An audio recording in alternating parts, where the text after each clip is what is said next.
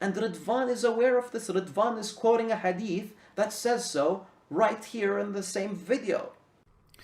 A woman used to perform circumcision in Medina. The Prophet said to her, "Do not cut severely, as that is better for a woman and more desirable for a husband. Do not cut severely. It would not be fair to say that it's not part of the Sunnah, or to claim that it is forbidden to do it, because the authentic hadith, or a number of hadiths, prove that this was practiced at the time of the Prophet ﷺ, and the Prophet ﷺ gave guidelines to those who are operating by not exceeding the limit and overdoing it, and also by not leaving it as it is, as this would not be suitable. It seems like anyone who's an ex-Muslim today is automatically an expert in Islam. How does that happen? Seriously. I gave up on eating beef for a couple of weeks, not too long ago. Don't ask why. What does that make me? Does that make me some sort of an expert on carnivorous dietary? I think not. It's absurd. Unfortunately, the anti-Muslim propagandist machine is trying to clutch at straws in order to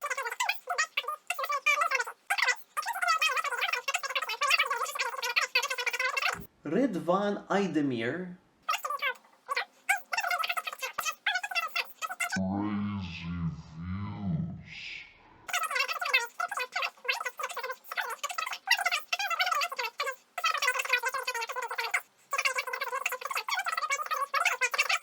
Ridvan's gonna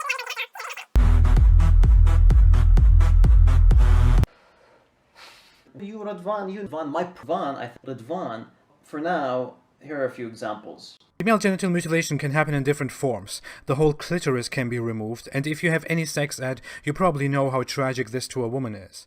This cannot be properly undone, and removes women's ability to feel one of the most natural pleasures. It robs them of their natural pleasures, and it can even kill them. This is very deceptive.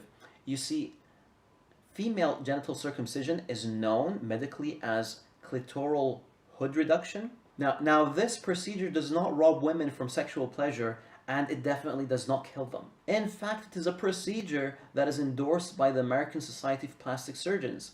They even marketed it as vaginal rejuvenation. And the procedure is available in the United States. Well, you may ask, are there any evidences that Islam condemns female genital mutilation? Of course I say yes. And Ridvan is aware of this. Ridvan is quoting a hadith that says so right here in the same video. A woman used to perform circumcision in Medina. The Prophet said to her, "Do not cut severely, as that is better for a woman and more desirable for a husband. Do not cut severely, as that is better for a woman and more desirable for a husband." Next,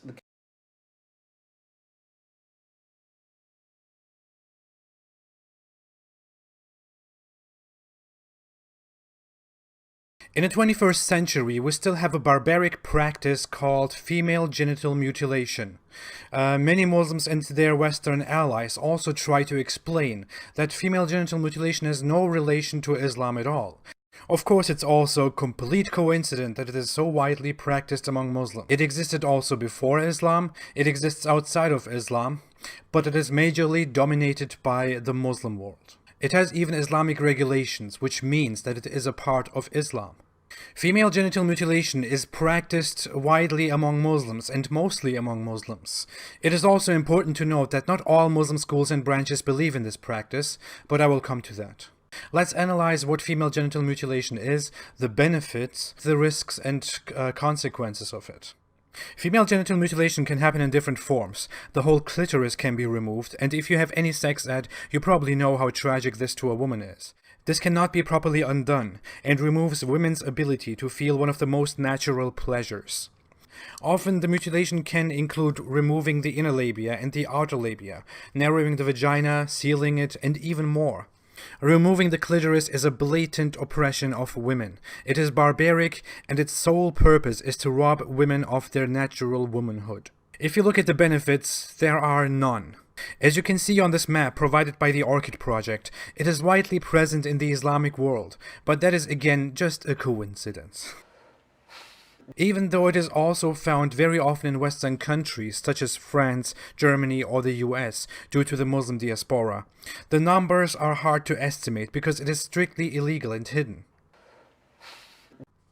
In the Islamic world and in Africa, the number of girls that underwent female genital mutilation is around 200 million. And most of them are mutilated before the age of 15. Now, as said, not only Muslims do this, and it also existed before Islam. But so did many other Muslim things, like jinns or walking weirdly around the Kaaba. Islam is also the leader in female genital mutilation practices around the world. That's why people shouldn't be too surprised if it's associated with Islam. Many argue about if female genital mutilation is part of Islam or not, or if it is forbidden or not. I will give you some quick facts about the matter.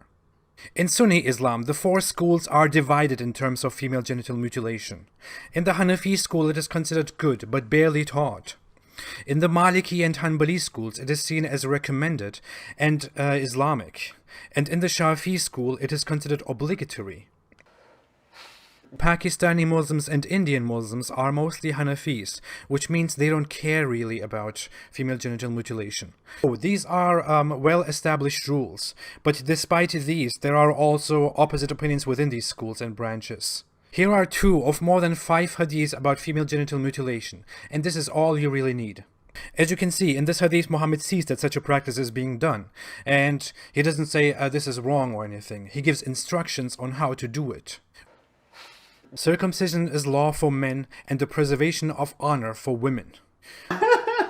Second hadith is a little bit disputed, but it is followed by the majority of scholars and their followers, so we just call this authentic. As said, there is internal conflict regarding these matters, but this is just the mainly accepted view in Islam. And looking at those hadiths is quite enough. I don't even want to go into scholarly opinions and stuff like that. It would only further prove my point. Female genital mutilation is, if we look at these facts, definitely a part of Islam. More and more Muslims nowadays oppose the practice and think that it has nothing to do with their religion because they interact with Western values, with secularization and with human rights. Don't be fooled by that though. Surveys show us that the practice is done to more than 90% of girls and women in Indonesia and Malaysia. And there are similar figures in African Muslim countries, and the majority approves of it. Otherwise, it would clearly not happen to the majority of people. Also, even if more and more Muslims oppose this practice, they are going a very wrong and deceptive way. This is very deceptive.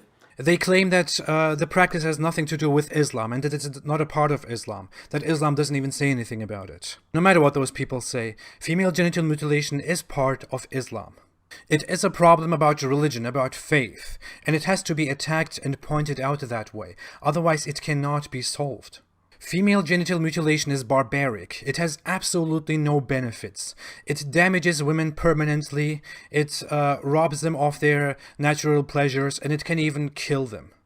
It takes the dignity and the womanhood of women away, because Islam is a religion by men, for men only. Islam oppresses and objectifies women to such an extent that no other religion or ideology can go. This practice has to be stopped. It has to be forbidden everywhere, and people who practice this on others should be jailed. Let us see what the Sunnah says. Aisha narrated that the Prophet said, when the circumcised meets the circumcised, then ghusl is required. Jami' al-Tirmidhi, Great Sahih. I hope it's not about 2 swords. Ching ching. Well, let us read Sahih Muslim 349. She, Aisha, replied, "You have come across one well informed. The Messenger of Allah ﷺ said, when anyone sits amidst 4 parts, hopefully a woman, and the circumcised parts touch each other, a bath, ghusl, becomes obligatory." Farid, are you ashamed of your Sahih Hadith? If you like this video, say something in the comments, hit the like button, I don't know, I don't care, whatever, it's not my channel. Take care of yourself, and as always, remember, stay away from Ridvan. Ridvan, my Ridvan, We had civil war in Somalia. It happened when I was about 6 years old. It was a ritual. It just seemed part of life. The lady, she spreaded my legs out. From there on, I really don't remember anything. I think I just literally froze. Female circumcision, something that has been going on for thousands of years. You don't need to have this surface barrier to be reminded to be pure and virgin.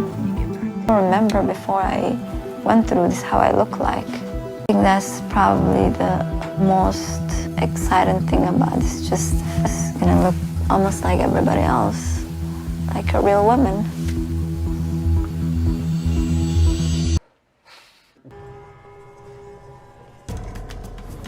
Masa I decide nak sunatkan anak I tu, I memang ada Google berapa info lah. I refer pada agama. In Malaysia, a reported 93% of Muslim girls are circumcised as infants. Compare, okay, kenapa suruh and then apa hikmahnya. Okay, so macam I ada dengar juga satu video sebelum ni cakap tentang wanita-wanita kat luar yang tidak bersunat kan.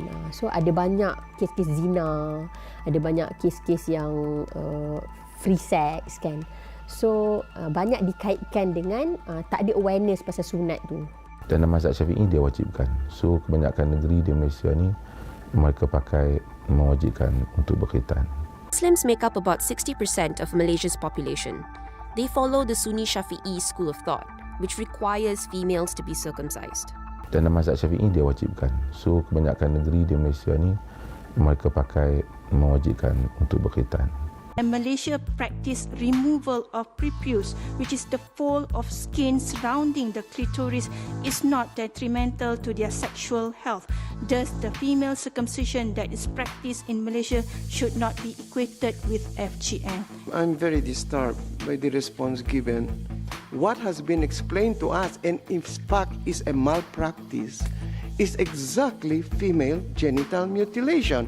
And it winds up by saying it is not. Well, it doesn't change the fact that it is. Malaysia received flack for its explanation of the procedure. And some medical procedure is not standardized and it's not being trained according to SOP. And anybody can just do it according to how they see it. To me, that's problematic. The Malaysian representative's description falls under Type 1 of World Health Organization's classification for FGM, as opposed to the pricking procedures described by our local clinics, which is Type 4. Jarum dia just like this. They just click. In fact, this one is clitoris. This one kita just stick gitu. Setakat ni masa kami belajar di hospital ataupun di universiti, memang tak ada praktis khitan perempuan. Biasanya kami dapat melalui orang-orang tua dan juga senior, doktor senior. Malaysian Department of Islamic Development JAKIM stepped in with their own. JAKIM also circulated the National Fatwa Committee's decision that female circumcision is compulsory for all Muslim women. Apabila kita letak di sini, kalau ada duit hak bulat tu, dulu ada bulat tengah kan, duit blue bear tu. Orang panggil Kelantan panggil duit tu ada blue bear dah. Kita letak di sini, dia timbul naik benda tu. Dia timbul naik tu, kita boleh kita buat gitu, tak ada apa-apa, tak kena pak lain dah. Kata orang kata kan, budak tu boleh jadi ganah kerana nafsu dia di situ tu kuat. Kalau pergi klinik tu, dia tak ada kita kata tak ada japi-japi lah. Dia suka kat kapur ni boleh japi-japi, boleh pelepah. Kalau ada syaitan ke, kalau ada mengganggu atas budak ke, teriak tangis ke, dia kita boleh pelepah. Masalahnya kita buat pada anak kita. Anak kita juga mempunyai hak pada dirinya sendiri. Maka dengan itu saya rasa mereka tak perlu meneruskan untuk berkhitan ini. Melainkan apabila anak atau wanita itu telah besar, dia ingin melakukannya. Itu terpulang kepada diri dia. And she says, is female circumcision permissible? And whether it was done during the time of the Prophet ﷺ. The most authentic opinion of scholars is that circumcision is part of human nature, as in the hadith of the Prophet ﷺ, meaning that this is the original way that Allah has created people to have, and that is to clip their nails, to shave or trim their mustaches, to remove the pubic hair, to pluck the armpit hair, and to have circumcision. However, the scholars agree that male circumcision is mandatory.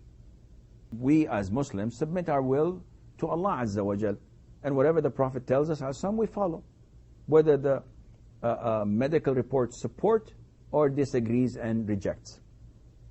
So male circumcision is mandatory.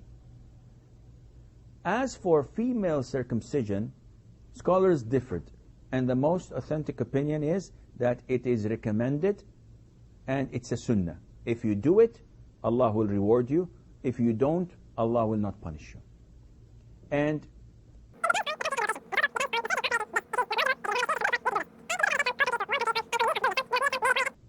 but at the end of the day, it would not be fair to say that it's not part of the sunnah, or to claim that it is forbidden to do it, because the authentic hadith, or a number of hadiths, prove that this was practiced at the time of the Prophet ﷺ, and the Prophet ﷺ gave guidelines to those who are operating by not exceeding the limit and overdoing it, and also by not leaving it as it is, as this would not be suitable.